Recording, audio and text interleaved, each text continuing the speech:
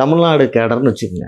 தமிழ்நாடு கேடரில் ஒரு 5 IAS 5 IPS நம்ம எடுக்கிறோன்னா அந்த பீரியடில் 2 பேர் கம்பல்சரியாக வேற ஸ்டேட்லேருந்து தான் தமிழ்நாட்டுக்கு வருவாங்க.